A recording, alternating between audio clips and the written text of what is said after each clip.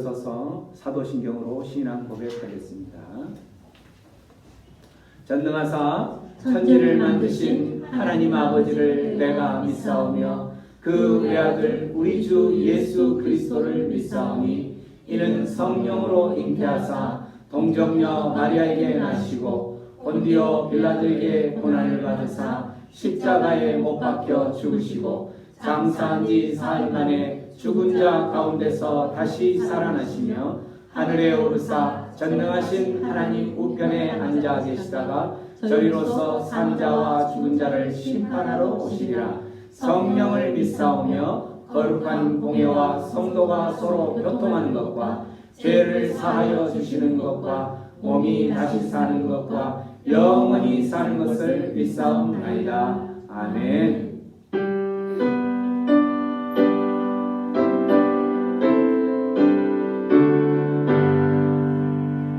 전능왕 오셔서 주 이름 찬송케 하옵소서. 영광과 권능의 성부여 오셔서 우리를 다스려 주옵소서. 성삼위일체께 한없는 찬송을 드립니다. 존귀한 주님을 영광 중 배웠고 영원히 모시게 하옵소서.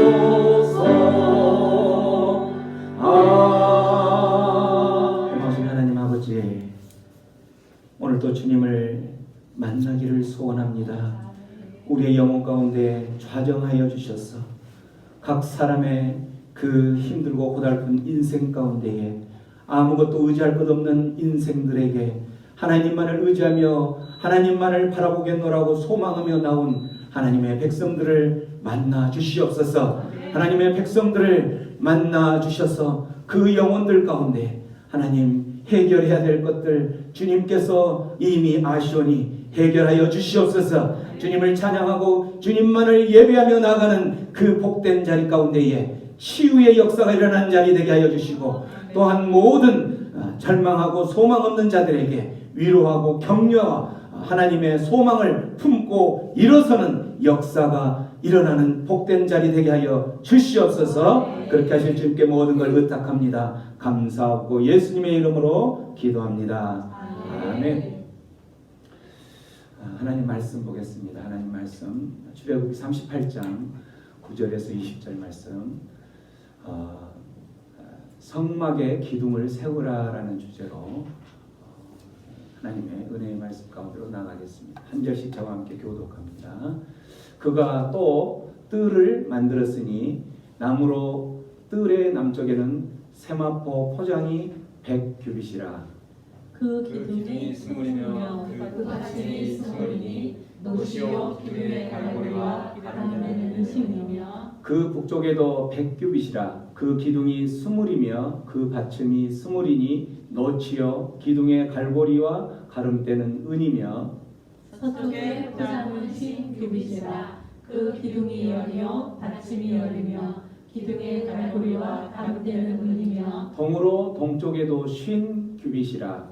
문 이쪽에 포장이 15규빗이요 그 기둥이 셋이요 받침이 셋이며. 문 저쪽도 그와 같으니 뜰문 이쪽 저쪽에 포장이 15규빗이요 규빗이요 그 기둥이 셋씩 받침이 셋이라. 뜰 뒤에 포장은 세마포요 기둥 받침은 노치요 기둥의 갈고리와 가름대는 은이요 기둥머리 싸개는 은이며 뜰의 모든 기둥에 은 가름대를 꿰었으며. 뜰의 기장문을 청색, 자색, 홍색 실과 가늘게 꼰 배실로 수놓아 짰으니 길이는 20규빗이요 너비와 높이는 뜰의 포장과 같이 5규빗이며. 그 기둥은 넷인데 그 받침 넷은 노시요 그 갈고리는 은이요 그 머리 싸개와 가름대도 은이며 성막 말뚝과 뜰 주위의 말뚝은 모두 노시더라. 아멘. 우리가 지금 살펴보고 있는 것은 이스라엘 백성들이 광야의 40년 기간 동안 중에 시내 광야에 체류하면서 11개월의 기간 동안 있는 기간에 이루어진 일들을 지금 보고 있는 거죠. 이스라엘 백성들이 애굽 땅 고센에서 가나안 땅을 향하여 나아가는 도중에 이 시내산 시내 광야에서 11개월을 체류하면서 하나님께서 이들에게 가르치고 또 교육하고 훈련했던 그 것들이죠. 그래서 이제 출애굽기 19장부터 시내산에서 선민 언약을 맺는 거죠. 하나님께서 선민 언약을 맺고 지금 계속 보고 있는 것은 이제 성막을 어떻게 건립을 해라. 성막에는 어떤 의미가 있다라는 이 성막 건립에 대해서 계속 저희들이 나누고 있습니다.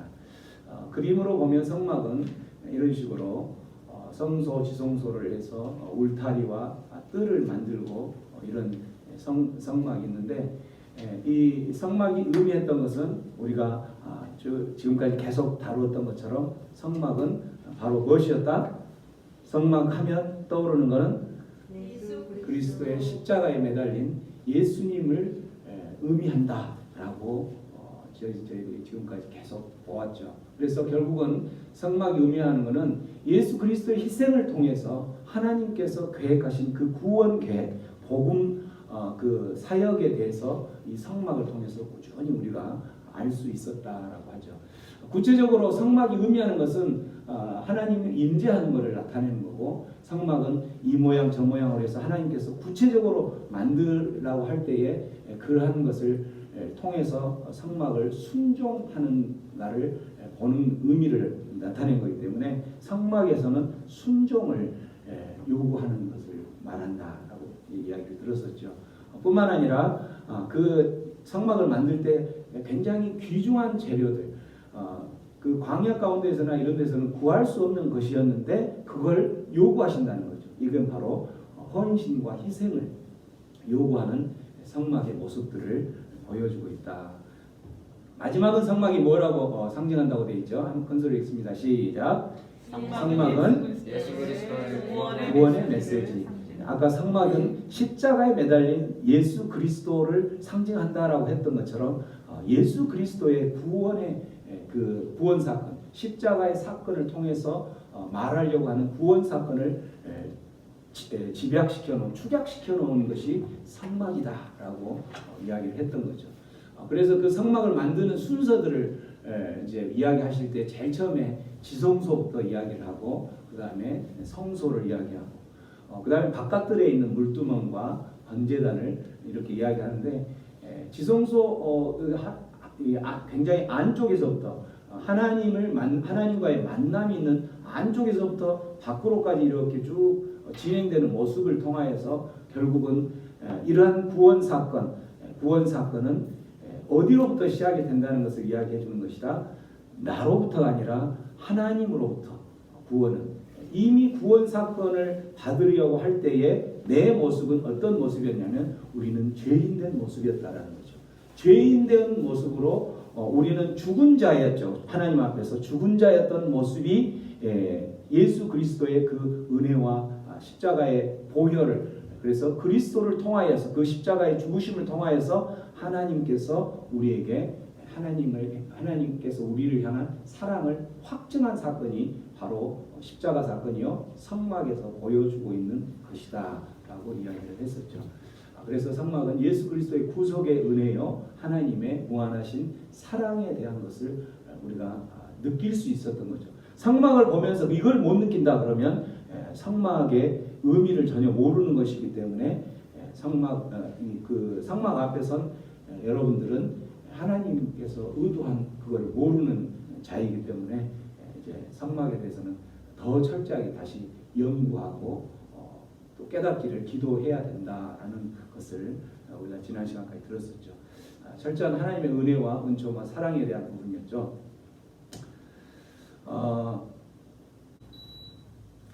오늘은 이제 성막들 주변에 있는 구조물을 통하여서 하나님의 우리에게 주신 은혜가 어떤 건지를 한번 체크를 해볼 건데, 미국의 이제 그 어떤 교회 담임 목사님이 교회에서 이제 토요일 날 설교를 준비를 하고 이제 집으로 들어가기 전에 이제 아내에게 전화를 하면서 이제 집에 들어갑니다라고 이야기를 전화를 하려고 하는데, 아무리 전화를 해도 아내가 전화를 받지를 않아요. 그래서 왜 무슨 일 있나 하고 이제 결국은 그냥 집에 가서 이제 그 준비한 음식도 먹고 이렇게 하면서 그 다음 날 주일 예배를 다 드리고 이제 했는데, 월요일 날 갑자기 한 전화가 흘러오죠. 그 전화가 어떤 전화이냐면, 토요일 날 전화를 계속 했는데 하면서 그 이야기를 꺼내니까 내가 그때 전화를 했었구나 하면서 그 목사님이 이제 그 번호를 보면서 내가 집에 전화한다는 것이 잘못 전화를 했구나 하면서 그때 생각이 나서 제가 번호를 잘못 전화를 했네요 하면서 죄송합니다라고 하는데, 그때 그 전화한 사람이 하는 이야기가 아닙니다 목사님 하면서, 목사님인 줄 아는 거예요. 아닙니다 목사님, 사실은 제가 지난주 토요일 날 정말 내 인생이 너무 힘들고 살기 힘들어서 죽으려고, 자살을 하려고 이렇게 이제 극단적인 선택을 하려고 하면서 마지막으로 하나님께 기도를 했습니다. 무슨 기도를 했냐면, 하나님, 제가 저 목숨을 구함이라는 거 좀 어떻게 치웠으면 좋겠어요. 제가 이 땅에서 살아야 할 이유가 있다면 하나님께서 살려준 살아야 될 그 증거를 제시를 해주세요라고 그렇게 기도를 했던 거예요.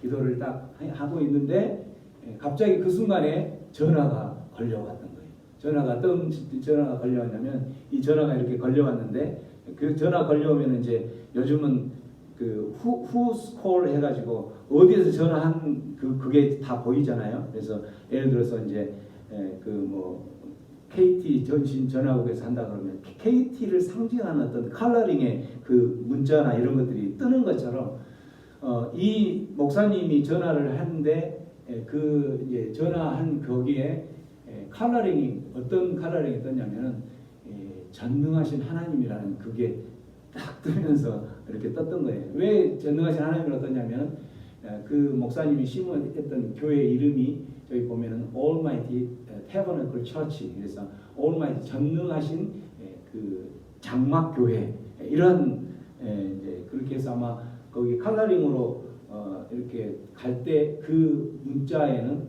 전능하신 하나님이라는 이게 아마 떴던가 봐요. 그래서 본인이 그 기도를, 내가 이 땅에서 살아야 될 이유가 있다면 정말 하나님 나에게 사인을 좀 주세요라고 하는 순간에 그 컬러링에 전능하신 하나님이라고 이렇게 뜨는 걸 보고 소름이 돋아서 이제 그거를 어떻게 받아들였냐면, 내가 전능하신 하나님이라는 걸 네가 안다면 네가 지금 극단적인 선택을 해야 될 이유가 뭐가 있느냐, 전능하신 하나님께 모든 것을 맡기고 또 한 번 더 살아야 되지 않겠느냐라고 받고 결국은 목숨을 극단적인 선택을 하지 않고 살았습니다라고 이야기를 하면서 이제 전화상으로 그렇게 해서 만나서 이제 상담도 하고, 결국은 이 전화를 했던 사람이 이 태버너클 처치, 지금 우리가 성막을 공부하고 있잖아요. 태버너클 처치 그 목사님의 그 우연으로 됐을 것 같지만 거기에는 누가 관여를 했을까요? 하나님께서 관여를 했겠죠. 하나님이 관여를 해서 그 사람을 목숨을 구했던 이러한 이야기를 잠깐 제가 읽은 적이 있는데, 그랬던 것처럼 이 성막은 우리가 지금 계속 공부하는 것처럼 성막은 이제 오늘은 성막들의 모습, 이 성막들이 만들어지려면 울타리가 채워져야 되겠죠. 이 성막들의 모습을 보면서 하나님께서 우리에게 이 장막교회 담임 목사님이 극단적인 선택을 하려는 사람을 살렸던 것처럼 이 성막들의 모습 가운데서 어떻게 사람을 살리는지 그 부분들을 한번 은혜를 나누는 시간이 되었으면 좋겠습니다. 지금 저기 이제 좀 자세히 보면은 성막들의 기둥이 몇 개가 있냐면 60개의 기둥이 있어요. 60개 기둥이 울타리가 쭉 저기서 이쪽이 이제 동쪽 문인데 문은 이 울타리에서 동쪽 문 하나만 있는 거죠. 그래서 동쪽 이거 반대쪽이 서쪽이겠죠. 그래서 동쪽에 10개, 서쪽에 10개. 그 다음에 남쪽에 20개, 북쪽에 20개 해서 총 60개의 기둥을 세워서 울타리를 치는 거고, 이걸 이제 그 울타리를 쳤는데 그 동쪽 문을 통해서만 어쨌든 성막 안에 들어갈 수가 있는 거죠. 왜 하나님께서는 이 성막을 지을 때 하나님께로 나아가는 길을 여러 군데로 만들 수 있을 건데 왜 이렇게 동쪽 한쪽만 문을 만드셨을까? 여기는 어떤 영적인 의미가 있을 거다라는 거죠. 그래서 이제 그 고대 근동 시대에 그쪽에서는 동쪽이라는 단어는 어떤 단어냐면 생명이라는 것을 상징해요. 동쪽이 우리가 해도 동쪽에서 뜨는 것처럼 생명을 상징하고 서쪽 하면은 죽음을 상징하는 거죠. 그래서 이제 하나님께서 이렇게 동쪽의 문을 딱 하나만 만들어 놓은 이유에는 그러한 의미가 있다라는 거죠. 우리 그 사도행전에 보면 하나님께서 사도행전에 우리가 구원을 받고 구원을 주체를 하는 분이 소개가 되는데 그 분이 어떻게 소개가 되고 있냐면 오직 한 사람 하나님께서 지정한 그 한 사람이 있다라는 거죠. 사도행전 4장 12절 말씀 큰 소리로 한번 읽어봅니다. 시작. 다른 이로서는 구원을 받을 수 없나니 천하 사람 중에 구원을 받을 만한 다른 이름을 우리에게 주신 일이 없으리라 하였더라.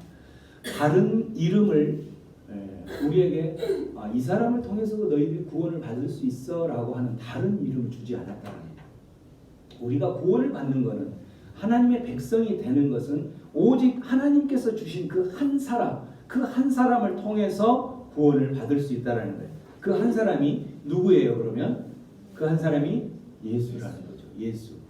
이제 보면 그러므로 예수께서 요한복음에 예수께서 이르기를 진실로 진실로 너희에게 말하노니 나는 양의 문이라. 양의 문이라. 지금 보면은 이제 이 뜰 안에 보면은 이제 저 제사를 지내기 위해서 양들이 있고 또 그 제물들이 이렇게 있죠. 그 양의 문이 안으로 이제 들어갈 수 있는 그 양의 문이 동쪽 문에 그 한쪽만 들어 있는 거죠. 제사를 지낼 제사자나 제물이나 이런 모든 것이 들어갈 수 있는 통로는 딱 그 자리 하나밖에 없다라는 거죠. 그래서 결국은 그 한쪽밖에 없는 그 문을 통해서 결국은 하나님께서 구원을 이루시는데 그 구원을 이루시는 분이 누구로 계속 초점이 맞춰져 가고 있냐면 예수님으로 초점이 맞춰지고 있다. 나는 무엇이라? 양의 문이라. 나는 양의 문이라. 그래서 그 양의 문인 그 예수를 통한 예수가 문인데 그 예수를 통한 이 동쪽 문, 이 동쪽 문이 아까 생명을 상징한다고 그랬었죠. 그래서 생명을 얻을 수 있는 유일한 길은 이 동쪽 문을 통해서만이 갈 수가 있다는 거죠. 양의 문이신 예수님을 통해서만. 요한복음 보면 그래서 내가 문이니 예수님이 내가 문이니 누구든지 여기서 누구든지에는 어느 누구도 제외되지 않아요. 그 문이신 예수님을 통과하면 나로 말미암아 들어가면 무엇을 받고? 구원을 받고 또한 무엇을 얻으리라? 꼴을 얻는 거예요. 구원을 받고 영의 양식을 얻을 수 있는 거예요. 양식을 얻는다라는 것은 구원을 받은 자가 성숙되어지고 또 살아가는데 그 풍부한 영의 양식을 얻을 수 있는 게 바로 누구를 통해서만? 오직 문이신 예수님만을 통해서 할 수 있다라는 거죠. 그래서 이 동쪽 문을 이렇게 한 곳에 성막을 들어가는 출입구의 가운데 동쪽에 그것도 한 군데만 세워진 이유는 오직 우리에게 구원을 베풀고 구원을 성취하고 구원을 취할 수 있는 유일한 방법은 바로 무엇이다? 예수 하나밖에 없다라는 것을 이야기해주고 있다는 거죠. 많은 사람들은 지금도 마찬가지고 믿지 않는 사람들이나 또 조금 믿으려고 하는 사람들도 혼동을 갖고 있는 것 중에 하나가 뭐냐면 예수만 우리에게 구원을 주실 수 있는 분일까라고 생각을 한다라는 거죠. 예수도 구원을 주겠지만 예수가 구원을 주는데 다른 협력자도 있지 않을까 이렇게 하면서 은근히 뭘 끄집어 오냐면 혼합주의를 끄집어 와요. 누구도. 그래서 그 혼합주의가 정상을 올라가는 데 있어서 예수님만을 통해서 올라가는 것이 아니라 그 정상에는 여러 방법이 있을 것이다. 그래서 그 여러 방법 중에 하나가 예수이다라고 또 결론을 내려주는 거죠. 그래서 많은 종교들은 유일하게 기독교에서는 예수님만, 여기서 말하는 것처럼 예수님만, only Jesus, 예수님만 구원을 이룰 수 있는 구원의 통로다라고 이야기를 하는 부분을 부정하죠. 아니야, 예수님뿐만 아니라 다른 사람도 가는 길이 좀 다를 뿐이지 라고 하면서 그 믿는 사람들이 그렇게 하는 거죠. 저희 병원에 이제 엊그제 퇴원한 환자 한 분이 있었는데 스님이었어요. 스님이 이제 수술을 받고 주일날 이제 주일이었나?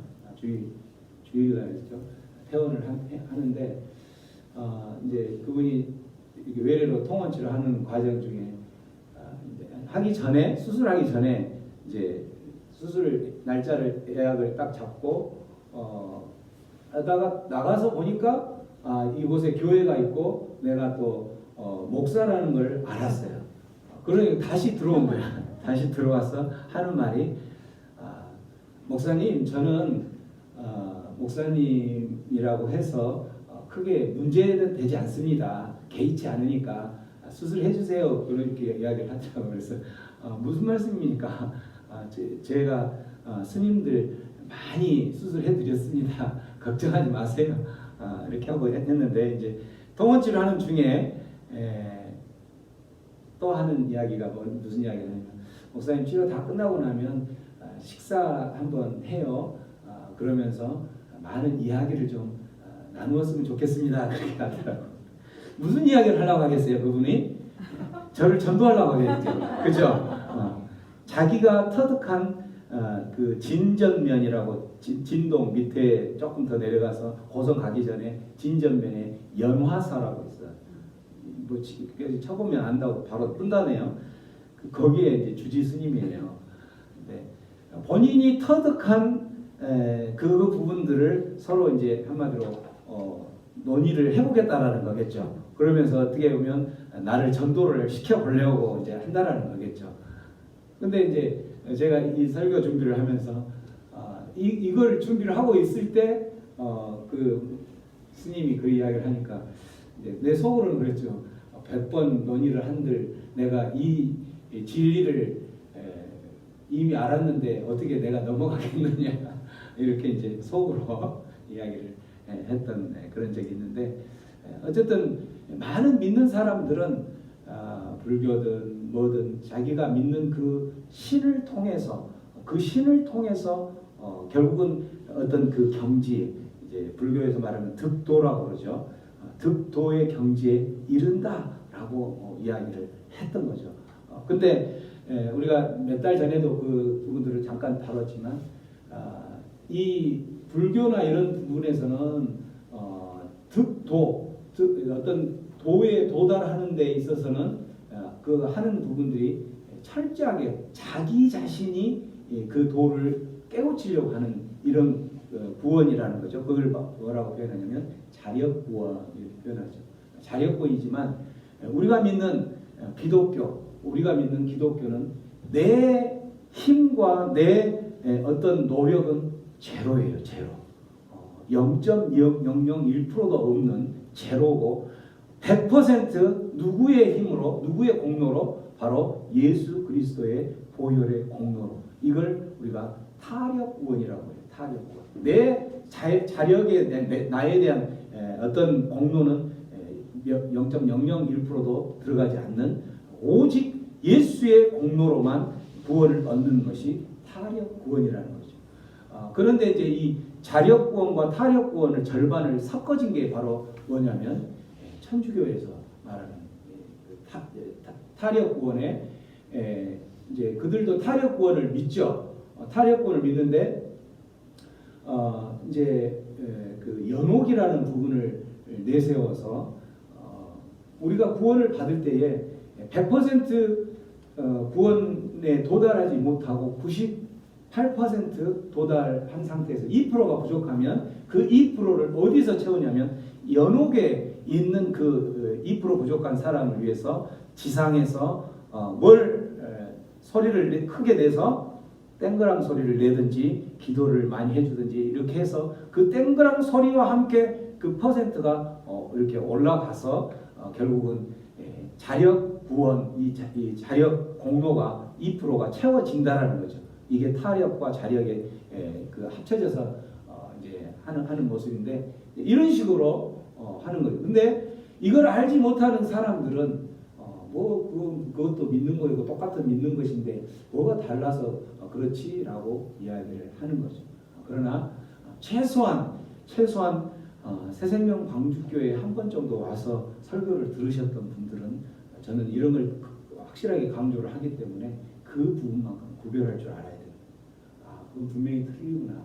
우리가 믿는 것은 구원은 오직 동쪽 문을 상징했던 예수 그리스도만을 통해서 하나님께서 그렇게 만드셨기 때문에 구원은 있다라는 것을 예수 그리스도만을 통해서 우리가 구원을 얻고 또한 영생의 영혼의 양식들을 간다라는 것을 기억하면서 그런 부분들이 공격으로 하면서 우리를 뒤흔들 때에 주로 어떤 부분에서 흔드냐면은 전혀 믿지 않는 사람들은 오히려 그 흔들지 않아요. 누가 흔드냐면 조금 믿음 생활 했다가 실족하고 신앙생활 안 하고 있는 사람들이 이제 막 신앙생활 하려고 하는 사람들에게 그렇게 공격을 해요. 그거 아닌 것 같은데 심지어는 그렇게 가다가 마지막에는 하나님이 없는 데까지 가죠. 근데 어쨌든 그러한 공격이 올 때에 여러분들은 그러한 오늘 들었던 말씀을 통해서 이 진리의 말씀을 통해서 그 공격해오는 것들에 승리하는 자들이 되기를 축원합니다. 그래서 성막이 의미하는 것은 양의 문이신 예수 그리스도의 보혈을 통해서 우리가 생명을 얻고 구원을 얻고 또 꼴을 얻는 그러한 우리가 그러한 보혈로 인한 수혜자라는 것을 기억하면서 살아가야 된다는 거죠. 그 다음에 이제 그 지금 울타리를 치고 있는데 울타리에 보면은 하얀 세마포가 지금 쌓여져 있죠. 하얀 세마포가 쌓여 있는데 이 흰 세마포와 기둥에서 주는 의미가 또 굉장한 의미가 있죠. 자, 이거를 이제 좀 더 확대해서 보면 이렇게 돼 있어요. 멀리서 보면 저렇게 된 것 같은데 기둥을 싸고 있는 게 지금 안쪽에서 싸고 있는 거예요? 바깥쪽에서 싸고 있는 거예요? 기둥을 이렇게 세웠으면 기둥을 밖에서 이렇게 싸고 있죠. 이 밖에서 이렇게 싸고 있는 거죠. 그래서 이 세마포의 높이는 5규빗이라고 했는데 1규빗은 그냥 원래는 여기서부터 여기까지 1규빗인데 한 50cm 생각하면 돼요. 그래서 5규빗이면 2.5m 정도 되겠죠. 2.5m 정도 되기 때문에 굉장히 높아요. 이게 굉장히 높은 상태에서 이 성막이 놓여진 위치가 이스라엘 백성들의 진영에서 가운데 정중앙에 12지파의 정중앙에 놓여있기 때문에 흰 하얀 세마포가 2.5m 되는 높이에 이렇게 높여 있다면 어떻게 되겠어요? 그것이 장막을 치고 있는 사람들이 늘 그게 바로 보이겠죠.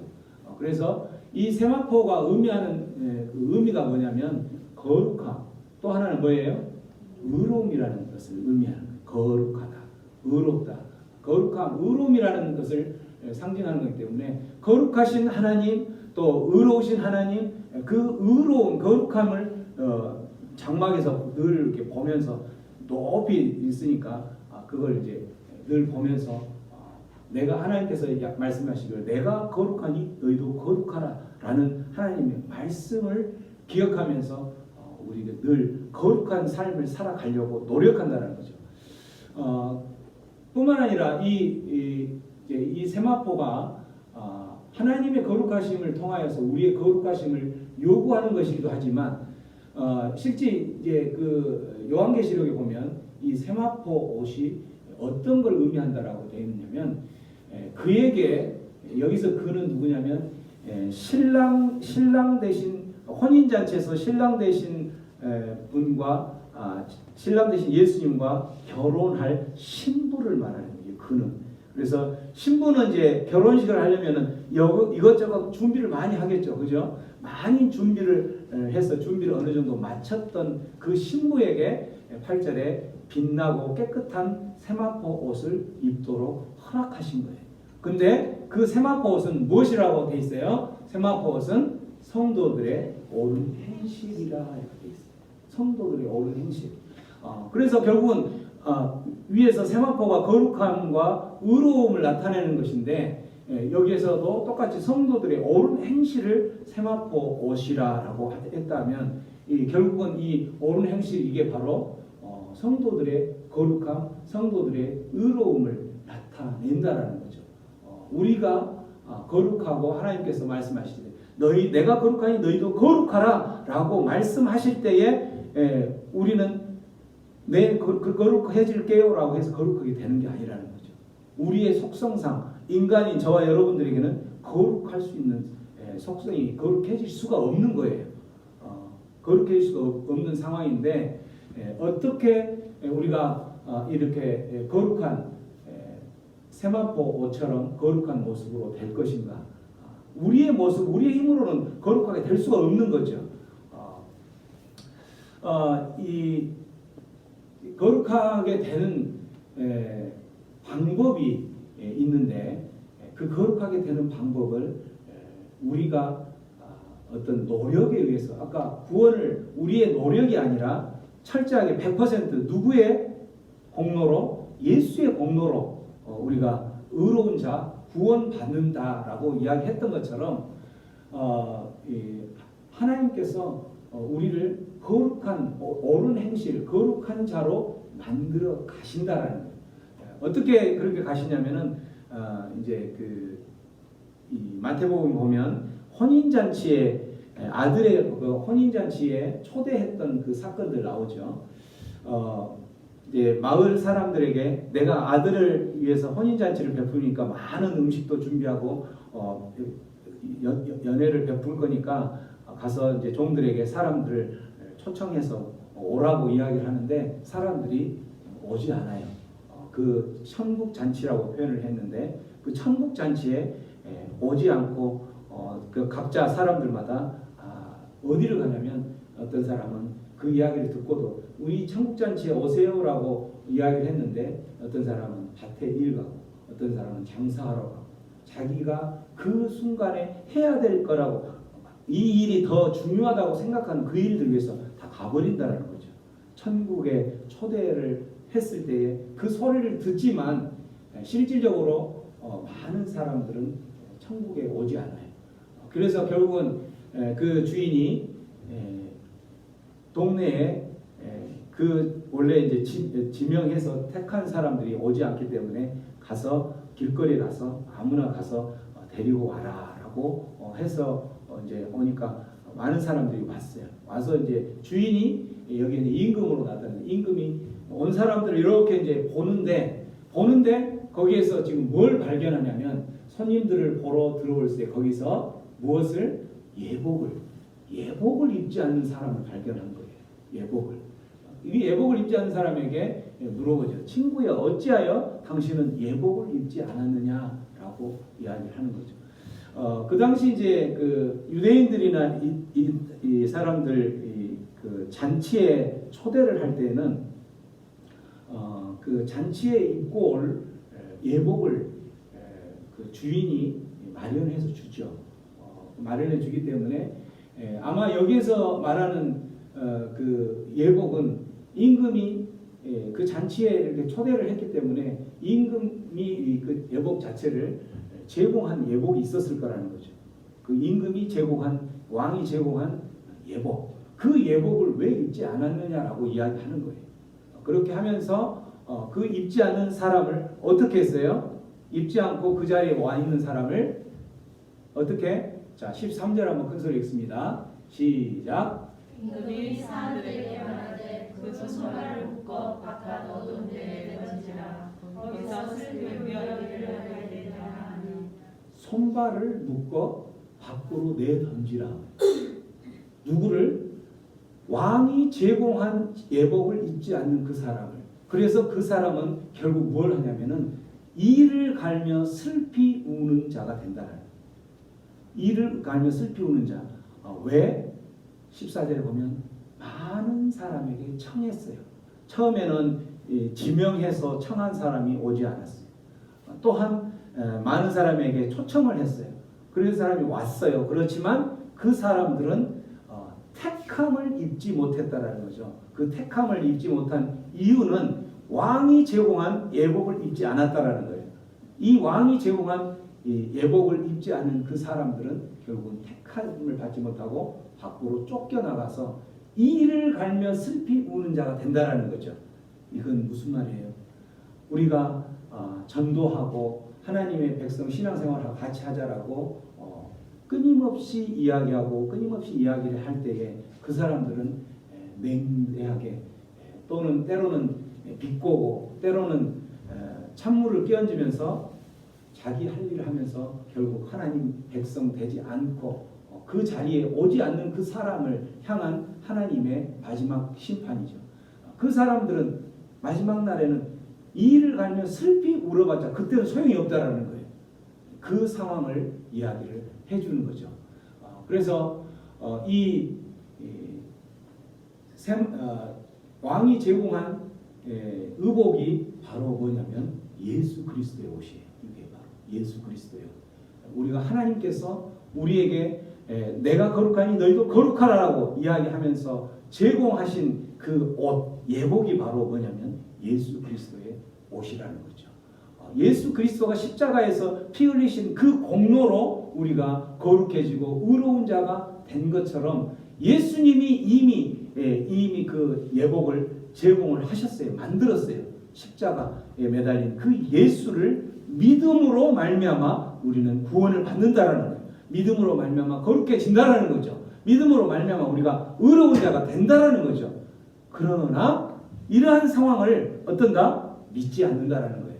이러한 예수의 옷을 입지 않는 거예요. 나는 그 옷 필요 없어. 내가 지금 하는 것은 뭐냐면 밭에 가서 일해야 되는 거야. 내가 지금 할 것은 장사하는 것이 더 중요해. 왜? 내 입구멍, 목구멍을 포도청인 그걸 해결을 해야 되니까 라고 예수를 믿지 않는다. 이게 바로 왕의 예복을 입지 않는 자를 향한 하나님께서 대한 대접이죠. 밖에 손발을 묶여서 쫓겨나가서 이를 갈며 슬피 울어봤자 그때는 소용이 없다라는 거예요. 기회는 언제 있다? 기회가 있을 때 있는 거예요.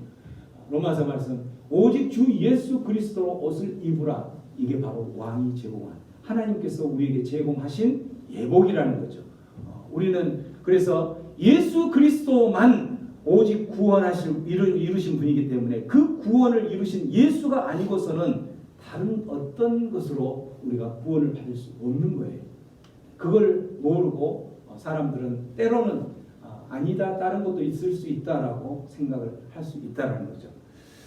오직 예수 그리스도만 우리 안에 구원을 주시는 분이라는 것을 믿으시고, 여러분의 믿음이 흔들릴 때에, 그럴 때마다 오늘 이 바로 성막을 생각하면서 성막 안에 그 기둥에 쌓여 있는 세마포, 흰 세마포, 이 모습을 기억하면서 예수 그리스도로 옷 입는 그것으로 우리가 의로워지고 거룩해질 수 있다는 것을 기억하기를 바랍니다.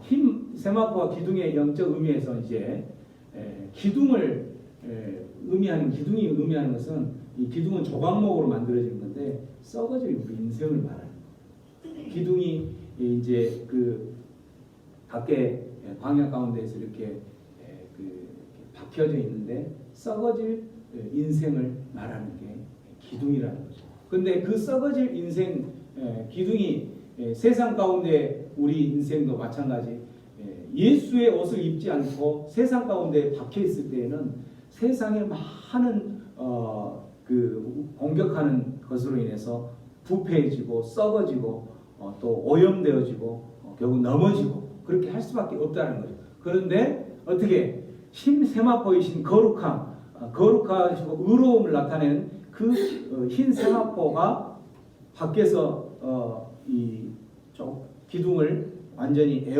쌓았던 것처럼 그렇게 쌓여져 있을 때에 결국은 어떻게 돼요? 결국은 이 예수 그리스도로 옷 입는 거 똑같은 그 옷을 입을 때만이 우리의 인생은 썩어질 인생에서 어떤 인생으로 바뀌겠어요? 우리 인생은 거룩한 인생으로 바뀌는 거예요. 의로운 인생으로 바뀐다라는 거죠. 거룩한 인생, 결국은 그 인생, 그러한 예수의 옷을 입고 예수만 붙잡고 예수의 얼굴만 구하며 살아가는 그 사람에게는 오직 마지막 인생에 묶임을 받고 쫓겨나서 슬피 울며 이를 가는 인생이 아니라 어떤 인생이에요? 생명을 구하는 인생, 구원을 얻는 인생, 하나님의 백성이 되는 인생이 된다라는 거예요. 이걸 모르고 어떤 사람들은 조금만 누가 옆에서 건들고 넘어뜨리려고 시험에 그 장애물을 넣으면 넘어지는 거예요. 심지어는 하나님이 없다라고까지 하면서 넘어지는 거예요. 우리 하나님은 분명하게 이야기했어요. 하나님께서 제공한 그 예복을 통하여서 우리 안에 의로운 거룩함을 유지할 수 있도록, 우리 안에 생명을 얻고 꼴을 얻을 수 있도록 하나님께서 이렇게 이미 만들어 놓으신 거예요. 이 세마포와 기둥을 통해서 그런 모습들을 받는 거죠. 기둥의 모습을 보면, 기둥을 자세히 들여다보면 놋 받침으로 밑에 받침을 놋 받침이 되어 있죠. 그 다음에 위에는 머리싸개는 은 머리싸개로 이렇게 되어 있어요. 성막 기구에는 보석, 금, 은, 동 여러 가지로 다 되어 있어요. 금으로 되어 있고 은으로 되어 있고 동이 이제 놋인데 놋으로 되어 있는데 놋으로 받침이 되어 있는 이것의 의미는 뭐냐면 놋은 심판을 의미하는 거예요. 심판. 어떤 전쟁과 어떤 심판. 그래서 우리 썩어질 인생들이 살아가고 나면 먼 날 우리는 어떻게 해야 돼요? 먼 날 반드시 어디 앞에 선다? 누구 앞에 선다? 하나님 앞에 서게 돼 있어요. 우리 인생은 하나님 앞에 서게 돼 있는 거예요. 그래서 그 우리 썩어질 인생들의 받침이 놋으로 되어 있다라는 의미는 뭐냐면 우리의 인생이 그걸 보면서 우리의 인생은 늘 언젠가는 하나님 앞에 서서 심판받고 정산해야 될 그런 상황이 온다라는 것을 기억하며 살아라는 거예요. 또한 은 머리싸개로 되어 있는 것은 썩어질 인생을 머리 위에 이렇게 머리싸개로 덮어진 건 은의 의미하는 건 뭐냐면 구원을 상징하는 거죠. 구원. 그래서 그 썩어질 인생들을 구원하실 분이 바로 누구다? 오직 하나님이라는 것을 믿으면서 구원을 상징하는. 그래서 60개의 그 기둥 위에 은이 쭉 이렇게 돼 있다면은 멀리서 이렇게 보면 어떻게 되겠어요? 굉장히 번쩍번쩍번쩍하게 은이 되겠죠. 그걸 보면서 그 이스라엘 백성들이 무엇을 느끼냐면은 우리 썩어질 우리의 인생들을 구원할 자는 오직 하나님이시고 예수 그리스도이라는 것을 늘 기억하면서 그 하나님만 바라보며 살아간다라는 거죠. 이렇게 기둥의 모습을 통해서 이러한 받침과 또 은 머리싸개를 통해서 그들이 살아가는 하다 보면 결국은 생명을 얻고 구원을 얻는 인생을 살아가게 된다라는 거죠. 결국은 우리가 인생을 살아가면서 어떤 기둥을 세우면서 살아갈 것인가? 우리는 이러한 썩어질 우리 인생들, 우리 인생 자체만 보면은 아무것도 아니죠, 우리가. 그러나 그러한 썩어질 인생 속에서 이런 놋받침으로 우리는 언젠가는 하나님 앞에 심판받아야 될 그러한 존재라는 것을 기억하면서 그렇지만 그 심판받을 존재이지만 하나님께서 우리를 언제나 그 마지막 순간까지도 하나님의 백성으로 구원하실 거라는 것을 믿고 또 이 세마포로 전체를 우리가 예수 그리스도 옷으로 입고 살아간다면 그렇게 살아가면서 기둥을 세우는 기둥은 어떤 기둥이냐면 바로 생명을 낳는 기둥, 구원을 얻는 기둥이 된다라는 거죠. 그래서 이 오늘 성막들의 기둥과 흰 세마포와 동쪽 문을 통해서 우리에게 주신 하나님의 메시지는 너무나도 명확한 거죠. 우리가 어떻게 살아갈 것인가, 무엇을 붙들고 누구를 바라보고 살아갈 것인가, 우리가 입어야 될 옷이 바로 어떤 옷인가라는 것을 명확하게 이야기하는 것을 기억하면서 여러분 삶 가운데 힘들고 어려울 때마다 때로는 우리의 삶의 피난처가 되시고 우리의 삶의 힘이고 요새가 되시고 우리의 온전한 의지할 그러한 분 예수 그리스도라는 것을 기억하면서 그 주님 바라보고 힘들 때마다 다시 한번 그 주님 바라보고 우리의 인생, 이 썩어질 인생들을 붙잡고 구원을 베푸실 그 예수님을 기억하며 승리하는 하나님의 백성이 되기를 축원합니다. 찬양하고 모든 예배를 마치겠습니다.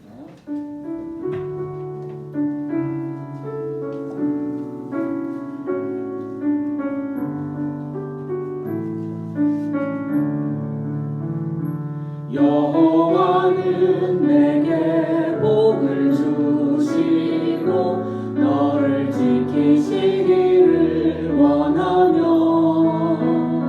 여호와는 그 얼굴을 내게 비추사 은혜 베푸시기를 원하네.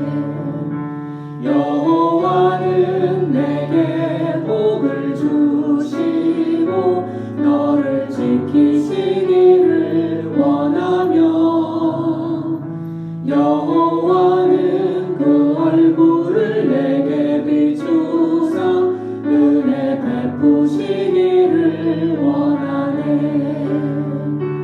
여호와는 내게 복을 주시고 너를 지키시기를 원하며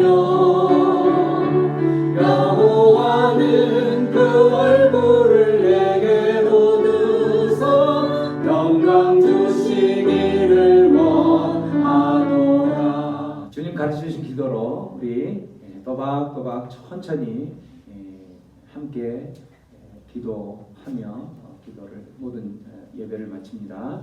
하늘에 계신 우리 아버지여 이름이 거룩히 여김을 받으시오며 나라가 임하옵시며 뜻이 하늘에서 이룬 것 같이 땅에서도 이루어지이다. 오늘날 우리에게 일용할 양식을 주옵시고 우리가 우리에게 죄 지은 자를 사하여 준 것 같이 우리 죄를 사하여 주옵시고 우리를 시험에 들게 하지 마옵시며 다만 악에서 구하옵소서. 나라와 권세와 영광이 아버지께 영원히 있사옵나이다. 아멘.